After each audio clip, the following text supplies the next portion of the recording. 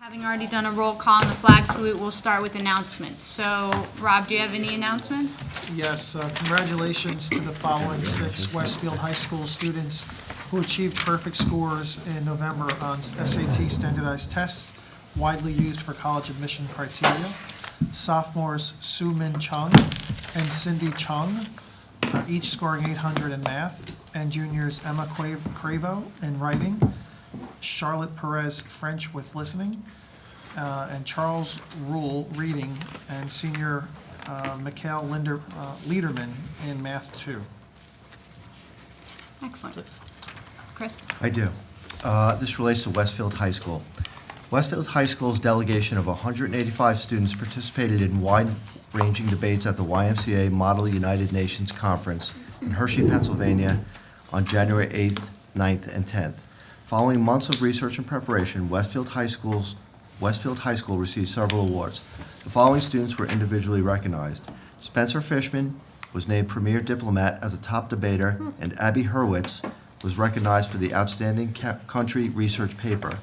The Outstanding Youth Secretariat Award, presented to a committee of students who helped to improve the conference throughout the year, was bestowed on Victoria Napolitano and Felicia Murmur. Recognized for their outstanding first year were Raphael Alex Sestero and Austin Chen. Officers for this year's conference included Brianna Reinhardt, Albert Chen, Ethan Provoznak, and Elizabeth Smith. Officers elected for next year's conference who will plan, organize, and run committees are Ben Halevi, Spencer Fishman, Olivia Kozman, and Lucy Hale. This summer, a conference on national affairs will take place during a 2-week conference in North Carolina with representatives from all 50 states.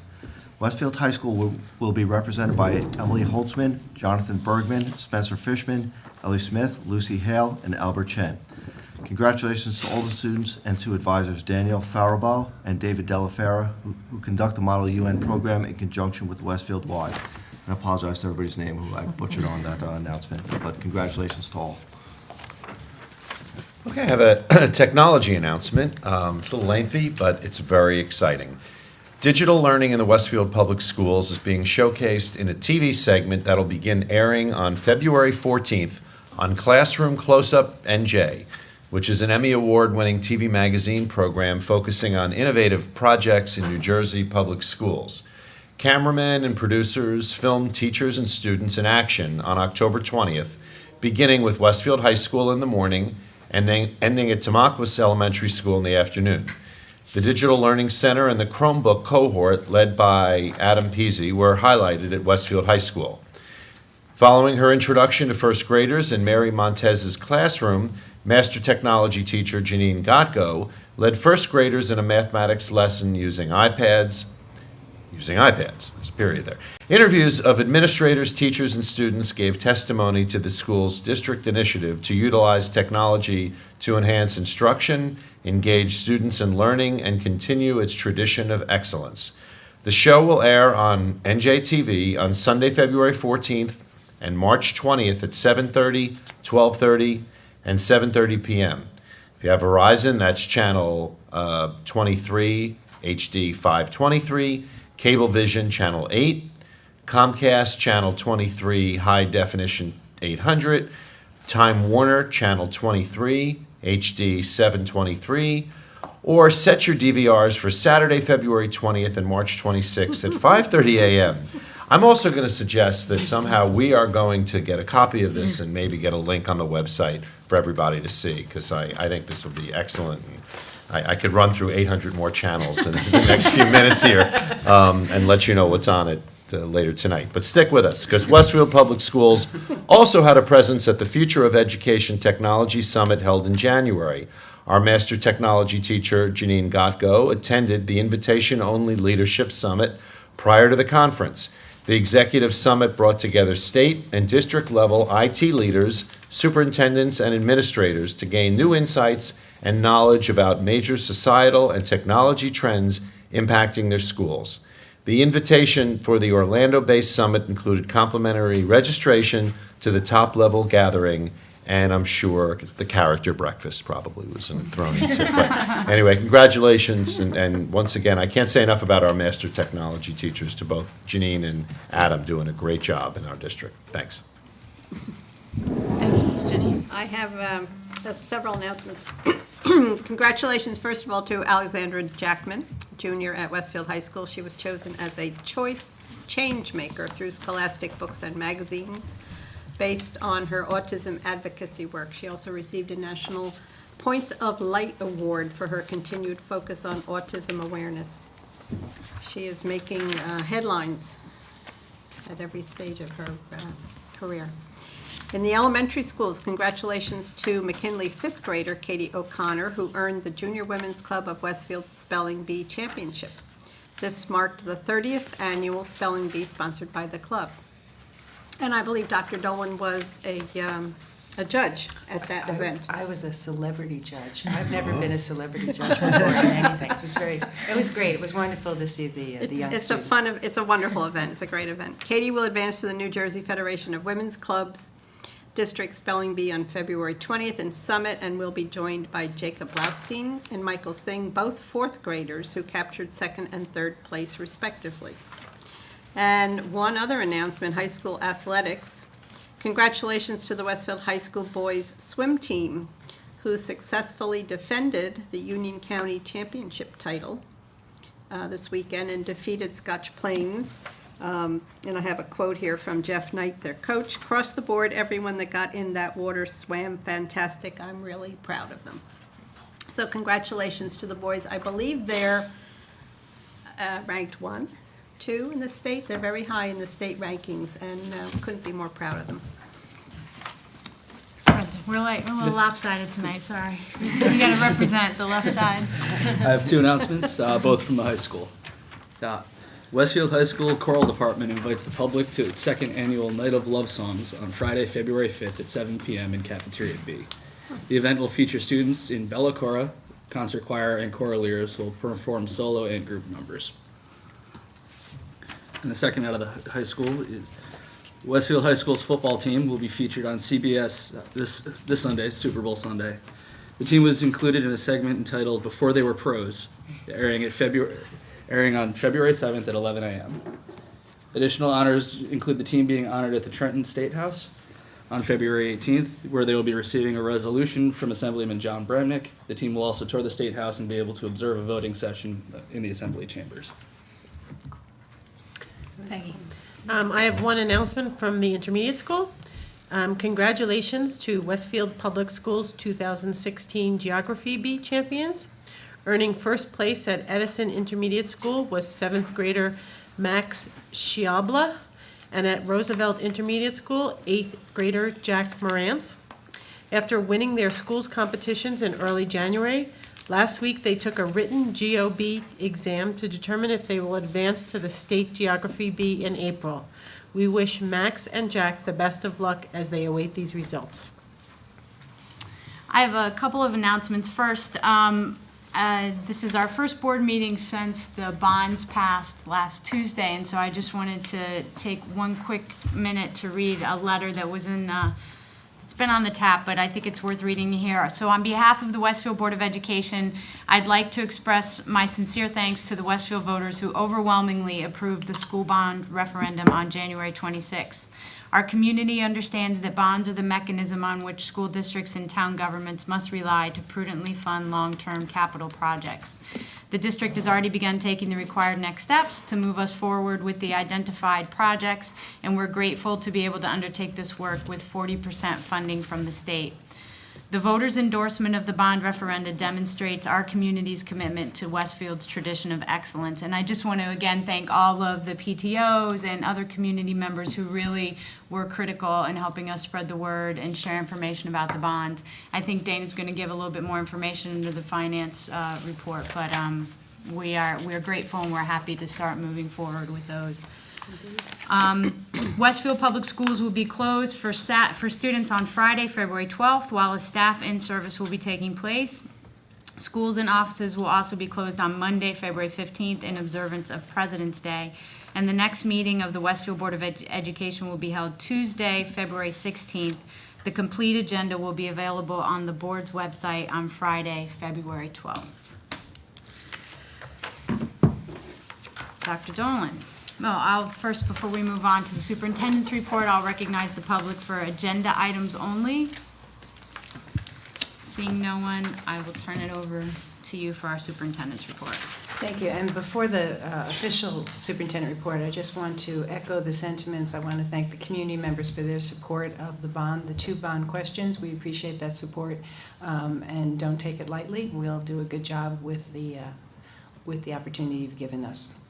And secondly, this is our first board meeting since we had the blizzard of 2016, hopefully the only blizzard of 2016.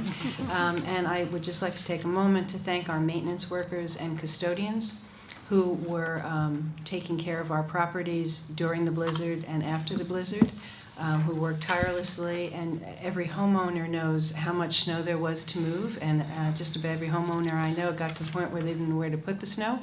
It was the same case on our sidewalks and entrances and parking lots and other areas, but they continued to work, and we appreciate all their efforts during that time. And the report tonight, the superintendent report tonight, is an update on our district and board goals. At the end of each school year, our board works in workshop to determine both district goals that we're going to work on the following year, and also board goals. And this is just a mid-year review of the work that's taken place so far. There's still more work to be done on all the goals, but this is an update on what we've achieved so far. And the district goals actually come from our strategic plan, and you'll see one of our goals this year has to do with developing a new strategic plan. So, District Goal 1 is to make recommendation to the board regarding an appropriate model for sustainable development funds for our district. So we began this work in the summer, and we went about, since we've never had a position like this or an office like this in our district, seeing what happens in other schools. And quickly we determined that we are not able to find great examples of this happening in public school districts. You can certainly find it in private schools and non-public schools, but not public schools. We selected an advisory committee which met with us in October, and that turned out to be a great resource. I can't speak enough about it. The people on that committee continue to think of us and say, I ran into someone else who has connections in this field. I think they may be able to give you some suggestions. From the people on that advisory committee, we have been able to visit other schools, speak with other schools, have people come to meet with us, and it really has been helpful. After meeting with the advisory committee, we then conducted the board workshop in October. And as we talked about that, we used the guiding change document that we now use to try to help us plan going forward. And I would just like to remind everyone, one of the things we said in that document was we're not going to rush into this. And that's also the guidance we've received from experts in this field, that the first step you take towards development matters. And if you take a wrong step, it's a big wrong step, and you're going to be paying for that for quite a while. So we are trying to be thoughtful about this and make the right decision for our school district. So some of the things we've done, we've looked into what people do for alumni relations. We've spoken with people who are director of developments and people who focus on grant writing. There are different aspects of it. We've reviewed websites for private and public schools. I will tell you some of the public schools where we found evidence on the website that schools are doing this, public schools are doing this. When we follow up, we find that it's not quite accurate. The website looks good, but in actuality, that's not really what's happening. We've also networked within our own professional organizations to determine people who are aware of other things that are successful. And some of the meetings we've had, we were able to visit an alumni relations office at a private school not too far from here. The enrollment at that school is, a small percentage, maybe, I don't know, a fifth of our enrollment, and yet their office has a staff of 12. So that was sobering for us, to tell you the truth, to think about, well, we're not going to have that clearly, so, we have to learn a little bit more how this can work. We've also spoken with people from universities and people who have been high school level directors of development and heard about their various suggestions, what they've seen that have worked, and some of their cautions about what we should consider before we take any steps. And we've also met with some community members who were who have experience in grant writing, and that work continues. We haven't completed that, and so we'll continue to work towards that so that we can make recommendations to the board. Moving on to District Goal 2. District Goal 2 was to conduct an assessment, review, and make recommendations for course offerings in the district. So the high school. The high school, the board will remember back in November, Maureen Mazaries came to a board workshop, and she reviewed the various data she had collected, and she and others had collected at the high school about the different electives. Going back a few years, how many students take each of the various electives? Has it varied over the years? Has it remained the same? What has grown? We've also surveyed the students. What are some things they'd be interested in seeing? What are some changes they'd be interested in? Spoken with teachers, spoken with supervisors. We've reviewed course offerings in other districts to see what does it seem as though we're missing? Where have we not maybe brought our curriculum up to date? And also, we've reviewed what are the professions and jobs that are supposed to be the growth ones in the future? Are we preparing students for that? What are the colleges doing now? And Maureen shared a great deal of that when she came in the board workshop in November. Based on some of that work, there are a few new courses that are going to be presented to the curriculum committee for approval. And there is also additional work. Actually, at least one of those courses was supposed to be presented to curriculum committee in January, but the blizzard sort of took care of that. So they'll now be presented to curriculum committee of the board in February, and then we'll hopefully be coming to the full board soon after that. And then there's ongoing work in other departments, talking about how do we continue to update what we're offering and make sure our students are prepared at the high school level. Also at the intermediate level. At the intermediate level, there are far fewer elective courses at the high school. They truly only exist at the 8th grade level, and there is a limited amount of them. But we've looked at that data as well to see where we might need to make changes. And we've also reviewed the gifted program and the basic skills program. So actually, we do have revisions to the policy for gifted students, and that's actually on our agenda tonight. It's been reviewed by the policy committee, and we'll be reviewing it tonight. That's based on the work we've done looking at the program. Also coming forward in the spring are revisions to computer and gifted curricula. And the basic skill program continues to be refined.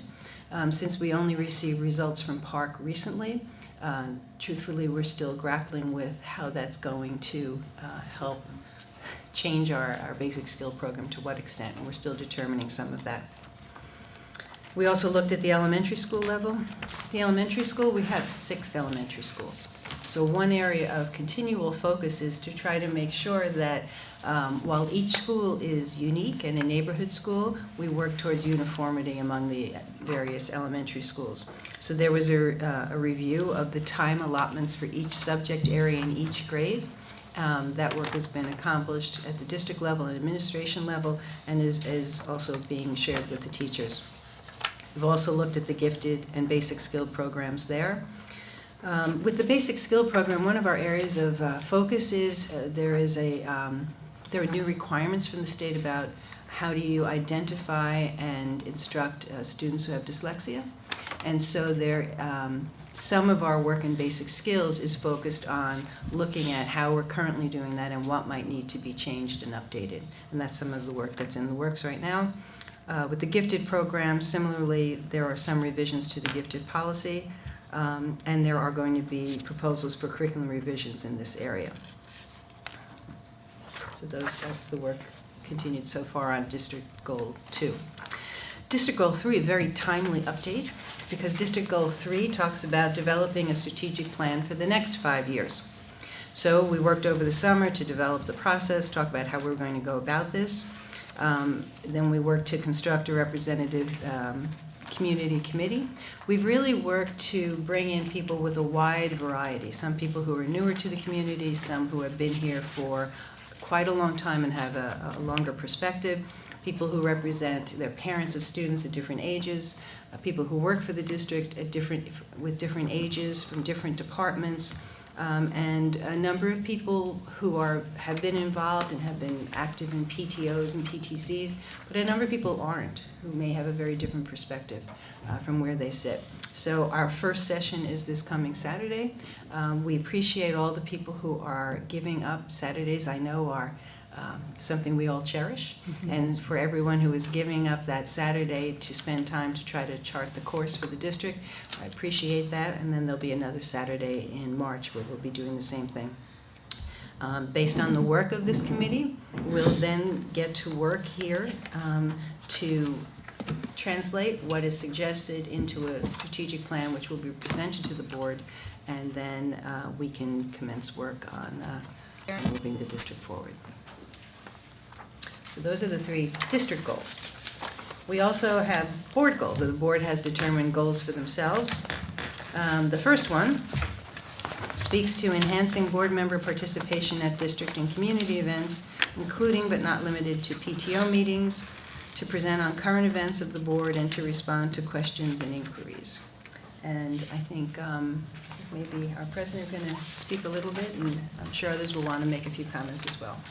Yeah, I welcome everyone's comments. My impression, and I welcome the opportunity for us to kind of look at these again, to refresh our recollections as to why we chose these goals for ourselves at the beginning of the year. My view is that with respect to enhancing board member participation, attending our liaison assignments, I think we've all really been making an effort to improve in that area. I know that the liaison reports here, which I think is kind of bleeding into board goal 2, have been more fulsome. People are really sharing information, and it's critical that we do that because we don't work in isolation, and the only way that we're going to get community feedback and involvement is if we are out there and accessible to people, and also then reporting back what we learned. So I don't know, we're halfway through. Are we halfway, I guess? Yes. About halfway through, and so it's certainly something we can continue to work on. I don't know if anyone else has anything they want to add, observations. Yeah. I'd just like to say, I mean, the liaisons that I am with, I think that the groups are very appreciative of the time that we give them and coming to their meetings, listening to their questions, bringing back their thoughts to the board and helping them to get answers. So I'm very happy to be a liaison and be able to provide that service to these groups because they do volunteer and they support us and, make our schools as good as they possibly can be. So I do think that they're appreciating our efforts. Yeah, I agree. I would agree with that, Peg. When I've gone to the Franklin PTO meetings, they're always very appreciative about what's going on here at the board, for us being able to provide information. And I think when we get into issues about what we need to provide for our kids through the bond issue and through the needs that we're seeing, I think that's a good venue for us to reach back out to them and let the community know what the issues we're dealing with and how we're trying to deal with them. And I think that leads to a greater understanding for what we do and maybe a meeting of the minds for the things we need to accomplish here. That's a great point. The second board goal speaks to ensuring the work of and information from committee meetings is effectively communicated to all board members in a timely manner, and that committee reports are routinely provided at public board meetings in a timely manner. Yeah, I mean, I think we've seen real effort, and part of that is, chairs of our committees really making timely, reports to the full board in terms of what transpires at the committee level, and then also kind of fleshing that out here. And because the information that floats up from the committee level is ultimately useful information to the public too. So again, my sense is that everybody's really trying to give more fulsome reports when we're here. I know we're always looking to stay on task and stay on time, but the extra 30 seconds to do that, I think, is really valuable. And so I just hope we keep moving forward in that sense as well. All right. Thank you. Thank you. Can I ask one back up for 1 second? Sure. One thing that occurred to me with the district goals, with respect to the elementary district goal 2, the elementary kind of consistency across the board, is that going to be something that's followed up with the full board at some point down the road? We're going to hear back on what your recommendation is in terms of class time allotment and all of that. Sure, subject allotment. Sure, we can definitely share that, yes. Yeah. Or maybe to curriculum committee, whatever is appropriate. Okay. Anybody else? Questions for Dr. Dolan? All right, then I would ask the board to approve the minutes of the board meeting held on January 19th and the private minutes also of the same date. Can I have a second? Second. Chris, thank you. All in favor? Aye. Aye. Any opposed? Abstentions? Great. Personnel, Mark is not here, so I will do the personnel report. I'd ask the board to consider personnel items number 1 through 15. 15 is on the addendum that was at your spot tonight. Can I have a second? Second. Mitch, thank you. I don't know if there anything you need to speak to? Yes, so number 1 is a retirement. June Pfeiffer has been a dedicated paraprofessional at Washington and Roosevelt schools since 1991. For the past 25 years, June has put her students' needs first, advocating for them and building strong relationships with their teachers. Parents and staff alike define June as compassionate, reliable, and caring. Students appreciate that she supports them by attending school events like dances and graduation. June will be missed by all of the Roosevelt community as she looks forward to spending more time with her grandchildren and the rest of her family. We wish June the best. And I'd also just like to point out agenda item number 11, because it is a celebration of the fact that Mr. Bolton has become Dr. Bolton and received his doctorate recently. So I'd like to congratulate him. It was a great deal of work, and I think he's learned a great deal more about education along the way, so it's a very good thing for the district. Absolutely. Anybody have any questions, comments with regard to the personnel agenda items? I have Jenny? one question, it's for Dana. Number 8, this is a budgeted item, yes, the set designer for the Roosevelt Spring Musical? It is. It is in the contract. Yeah, okay. I figured, thank you. Dana? Brittany Galligan. Robert Garrison. Yes. Chris Langhart. Yes. Ginny Lights. Yes. Gretchen Olid. Yes. Peggy Oster. Yes. Mitch Slater. Yes. Great. Facilities, Brendan.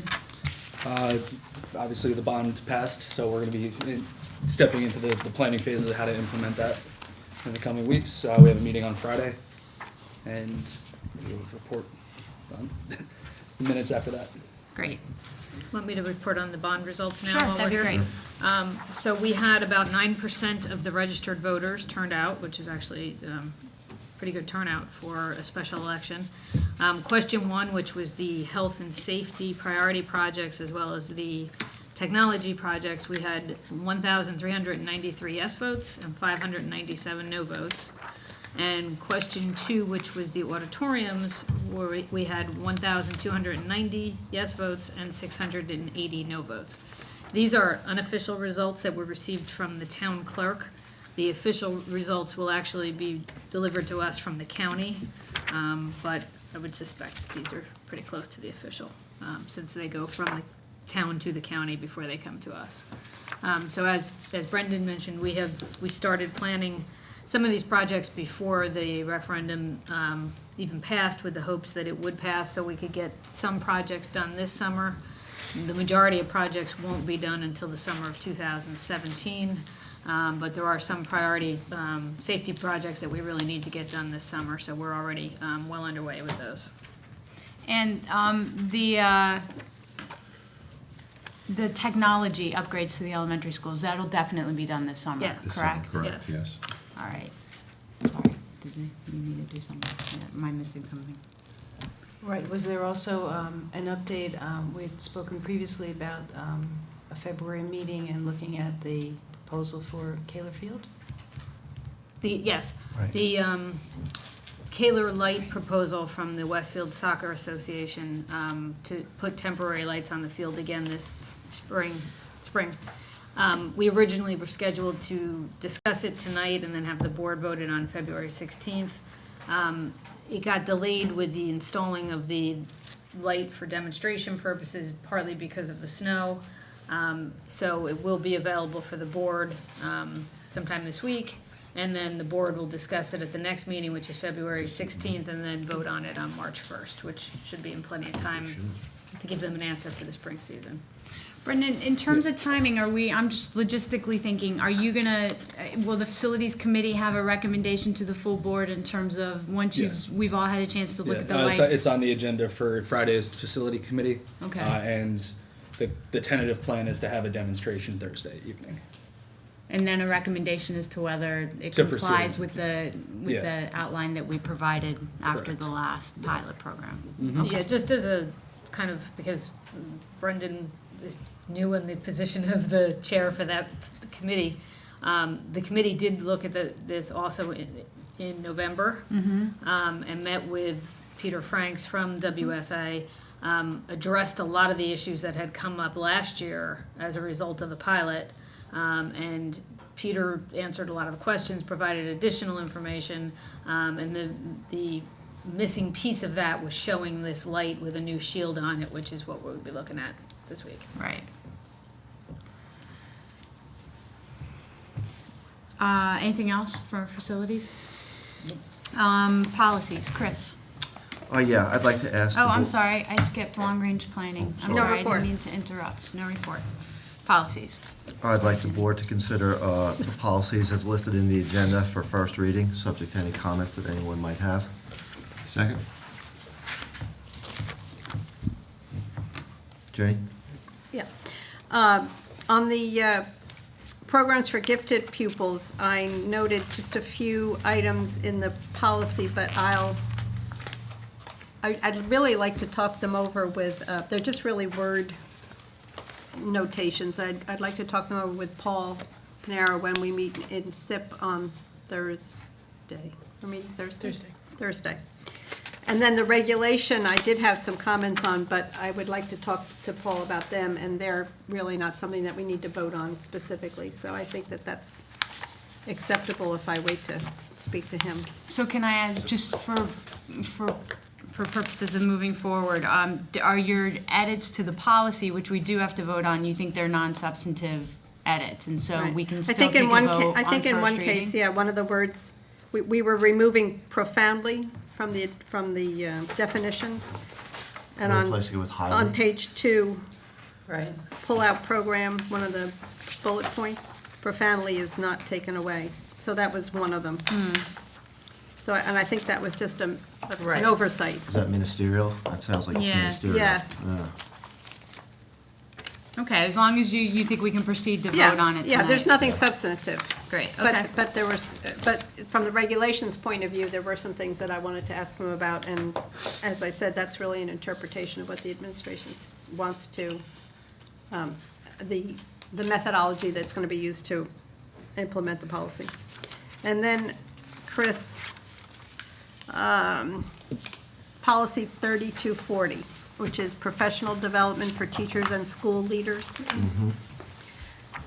My question to you, and maybe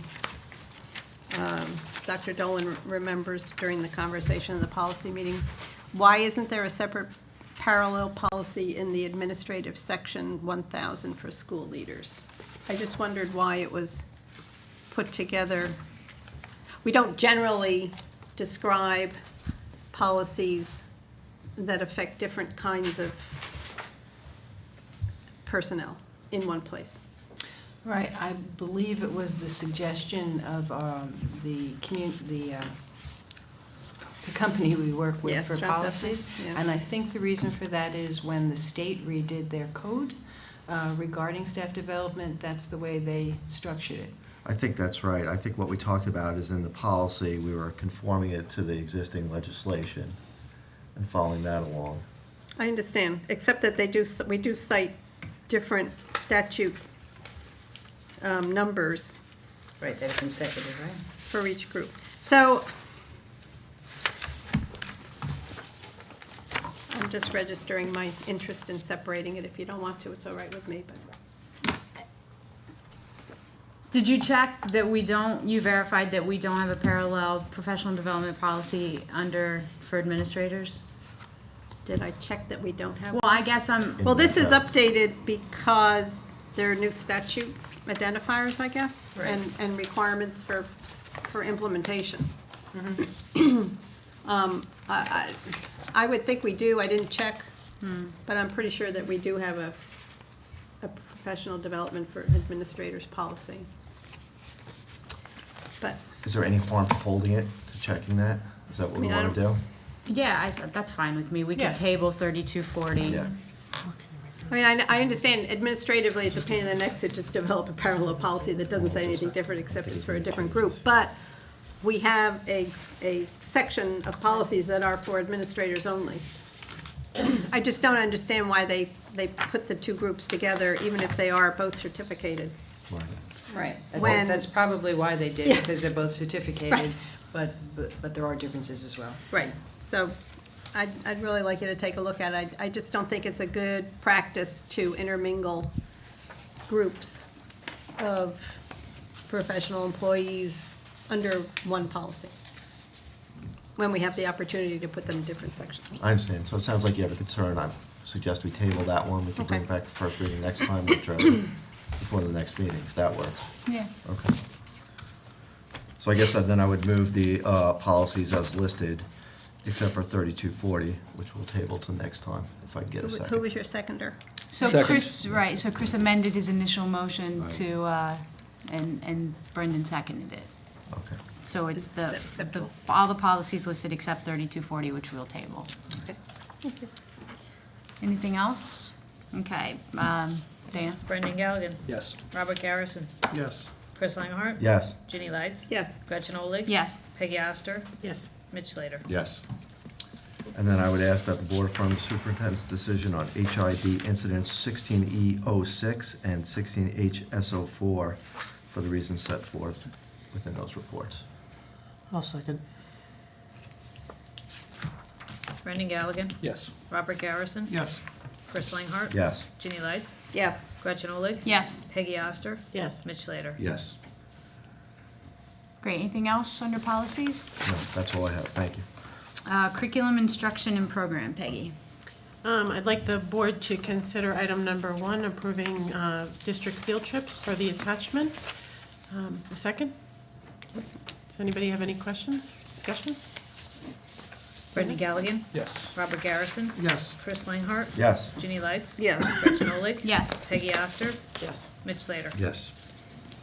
And as Dr. Dolan said, curriculum has had a snow issue, and we will be meeting on Thursday, hopefully, and I'll have a report next meeting. Great, thank you. Finance, on behalf of Mark, I will ask the board to consider finance item number 1. Can I have a second, please? Anybody? Ginny? Second. Oh, yes. Thank you. No, sir. Mark's not here. Any questions about finance item 1? Dana? Brendan Galligan. Yes. Robert Garrison. Yes. Chris Langhardt. Yes. Ginny Lights. Yes. Gretchen Olig. Yes. Peggy Oster. Yes. Mitch Slater. Yes. Nothing else on finance, Dana? Nothing No. else to report? Legislation, Brendan? I have a brief report. Yeah. A commission studying park out of the Department of Education put forth a recommendation that would require, starting with the class of 2020, it would make participation in state testing mandatory. And starting with the class of 2021, students will have to pass the English, Algebra 1, the 9th grade English, 10th grade English, and Algebra 1 exams to graduate. Students in the classes of 2016, 2017, 2018, and 2019 will not be required to take or pass exams to graduate, and under current regulations can continue to use their SATs or other standardized testing to satisfy the testing requirement for graduation.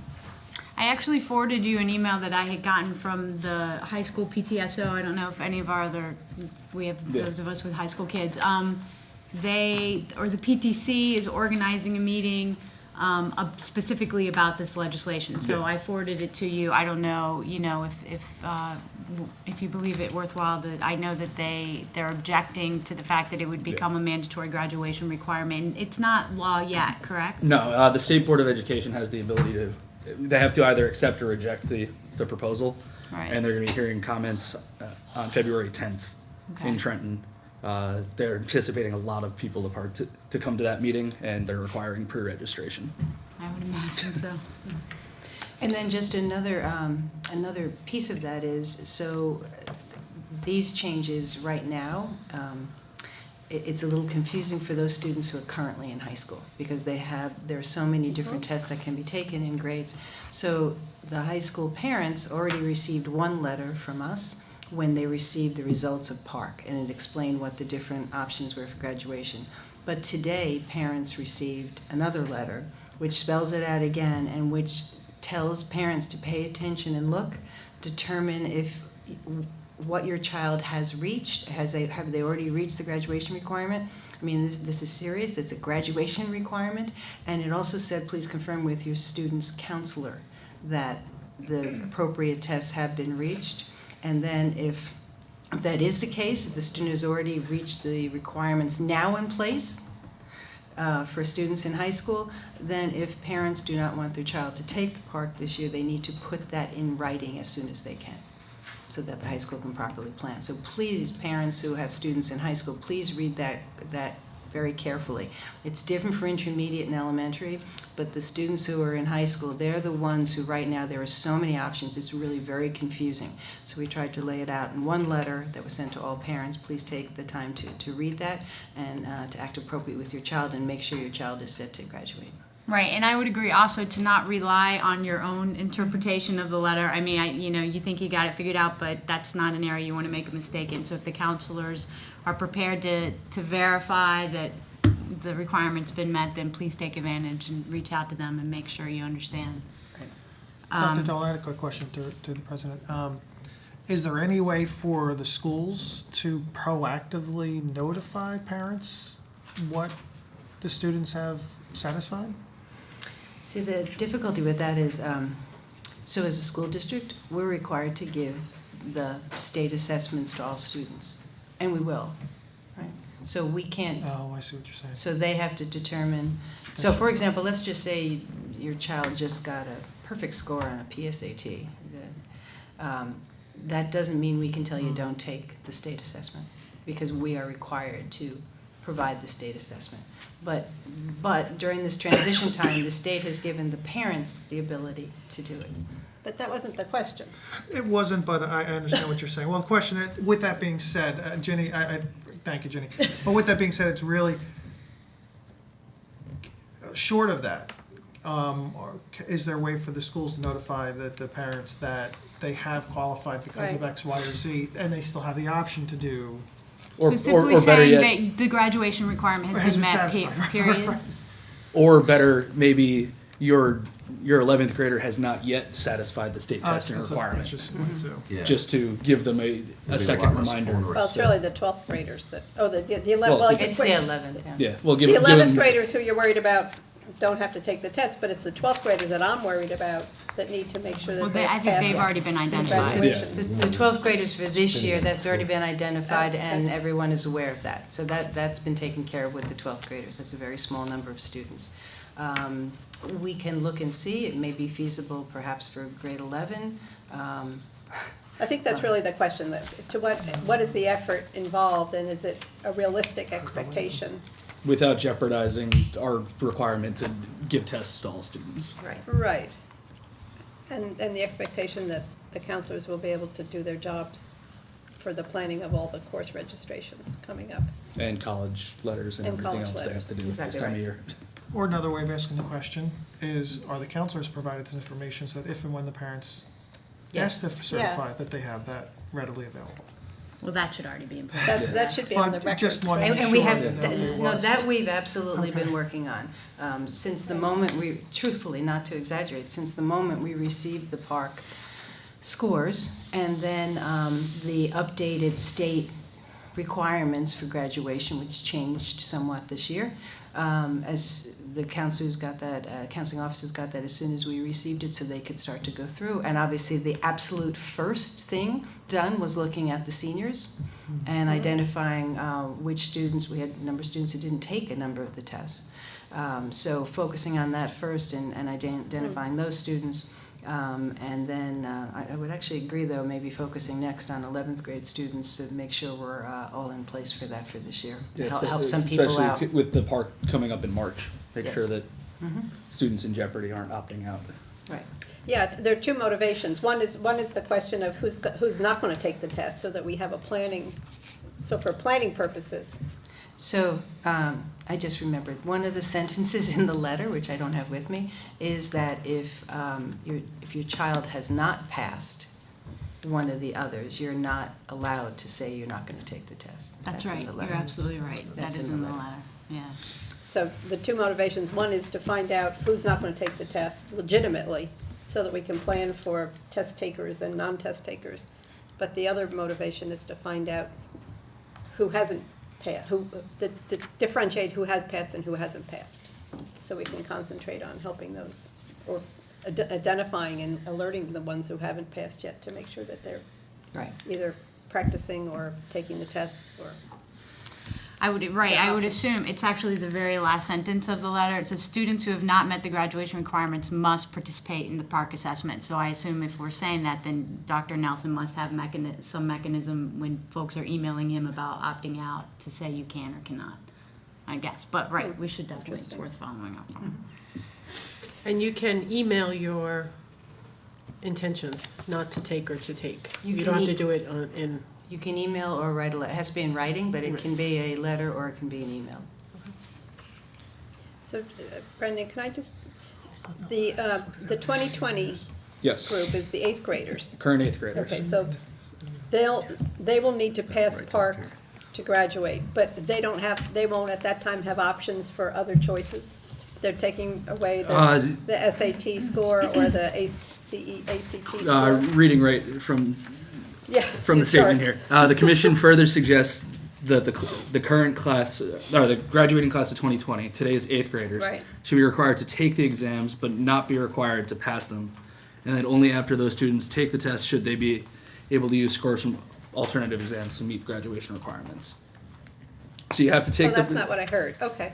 current eighth graders will have to take the exams, whether they pass them or not. If they don't pass, then they'll have the option to use other scores to meet the graduation requirements. Okay, so they're not removing the other score options. Until 2021, the current seventh graders will be The current required to seventh pass. graders, yeah. Will be required to pass the English and algebra Okay, exams. And Sorry. no, I was just, the only option for meeting the graduated testing requirements, this is for our current seventh graders, would be an appeals process. So, again, these are all, well, yeah, they're. right, I mean. Proposals. Right.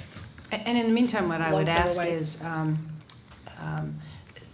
the PARCC test is certainly not a perfect test, but I've never seen a perfect test. There have been all sorts of iterations of tests, state assessments over the years, and they have pluses and minuses, there's no doubt. Having the students take the test doesn't give us all the answers in the world, but it always gives us some information that helps us. It helps us assess how an individual student is doing, how a grade is doing, how a curriculum is doing, and we use that information. So I really would ask all of our parents who have children in the elementary and the intermediate grades, it is good. You'll find out some information on the tests, the schools will as well, and the district will. Please have your students take the test, plus it will continue to prepare your students because they're going to take tests going forward. Whether it's the PARCC or not, I can't tell you. It's a different story in the high school. This is such a transition time. The rules they've made have just changed all the rules we've ever had about required testing. So the high school is a very different animal right now. But elementary and intermediate, get your child used to taking assessments so that they know it's just part of learning and assessment and growing. And the high school is a little different. Please read that letter carefully, and please also speak with your counselor, and please notify the school as soon as you know if you are not going to have your child take the test. That's the only way we can build a schedule. We don't know what the answer is going to be yet. And just to extrapolate on that point, computerized testing isn't going away. Exactly. It's the way that testing's going. SAT is going to be going that way in the near future if it isn't already. That's exactly right. It's a very good point, Brendan. So that, our third graders, our sixth graders, they need to get used to being facile at that.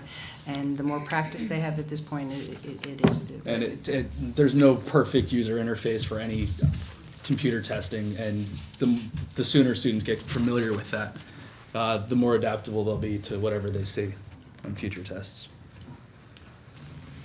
Okay. Thank you. Keep us in the loop, Brendan. It's Is the that? largest legislation discussion I think we've ever had. That's great. It's a good one, though. Technology. Mitch. Yeah, I just wanted to, I guess, add to the thank yous on the bond vote, because it's a really big deal now that the elementary schools will have what the high school has enjoyed the last 2 years, intermediate schools have enjoyed this year, and now with the elementary schools, with the bond passing, we'll be able to complete the infrastructure, which is just so critical for the educators in all of those buildings to integrate technology into the classroom and have everything at their fingertips. So that is, when you talk about making a difference, this is going to make a tremendous difference for our elementary schools going forward. So I'm really proud of the town and people stepping up. And thank everybody that was involved again with the committees and getting the word out. So our next meeting is coming up, and I'll have notes on that. Great, thanks. I'd ask the board to note the notes for the record. Do we have any unfinished business to discuss? Any new business? Liaison reports. Ginny. I attended Union County School Boards Association January meeting. The topic was alternative and innovative ways to fund technology. Unfortunately, that was not what the individual discussed. I was very excited to attend and disappointed to hear the presentation. It actually was a gentleman from VMware who was giving a sales pitch for his product and how it would support virtualization. I let them know. I'm sure you did. They're well aware of my disappointment. In nicely, as I could. On March 30th, there was a student recognition, which is nicely done every year. It's going to be held at Governor Livingston High School in Berkeley Heights. And April 20th, Brendan, mark this down, advocacy. They're suggesting we send a note to Tom Kane, well, I wrote down, Kane, Bramnick, and Muniz. They're looking to get our legislators there, and the conversation will be about how to interact with legislators for advocacy for school issues. I became aware that the superintendent evaluation is available online for 2016, and the board self-evaluation is also available online.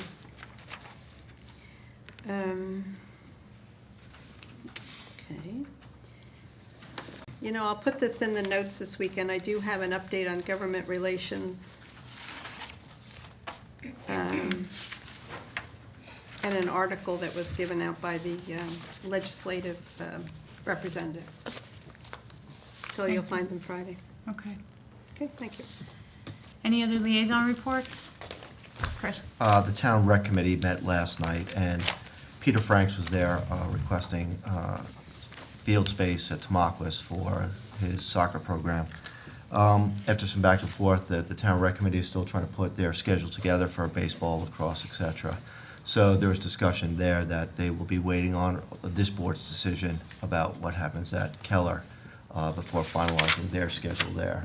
So the two kind of go hand in hand, so just another thing to be aware of when we make that decision. That's it.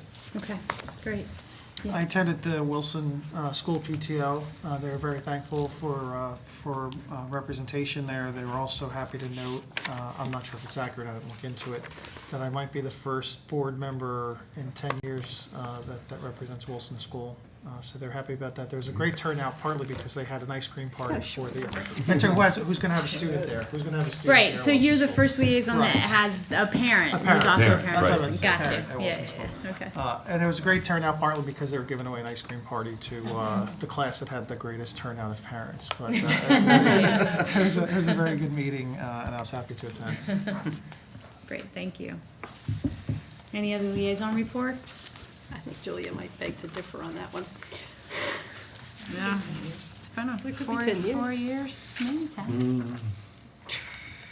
Well, Yep, she's not off the. maybe 5, Rob, we'll give you 5.